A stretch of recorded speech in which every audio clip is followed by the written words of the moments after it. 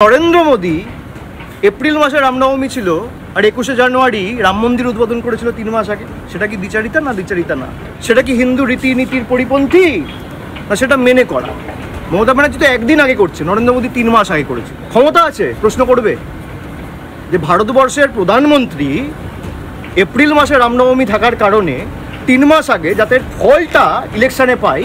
রাম মন্দির উদ্বোধন হয়েছিল কবে? 21 না 22শে জানুয়ারি? 22শে জানুয়ারি। আর রামনবমী ছিল এপ্রিল মাসের 3rd উইকে।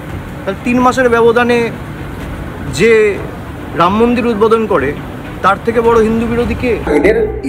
এদের এই পাগলের প্রলাপের কি উত্তর দেব বলুন তো?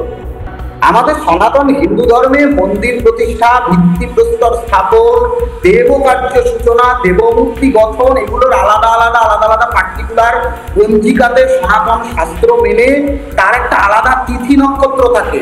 তার সাথে রামনবমীর সম্পর্ক নেই। একে বোঝান, এরা হিন্দুত্ব বোঝে না সেটা আলাদা বিষয়, কিন্তু এরা ধর্মের ব্যানার্জি পদবী উপাধি বহন করে এরা যে শাস্ত্রের সও বোঝে না এবং এরা কিভাবে বাঙালির কথা বলে। এরা রাম লালার জন্মদিন অর্থাৎ রাম নবমী হচ্ছে ভগবান রামচন্দ্রের আবির্ভাব তিথি, কিন্তু রামচন্দ্রের আবির্ভাব তিথি আর রাম মন্দির প্রতিষ্ঠার তিথি এক নয়।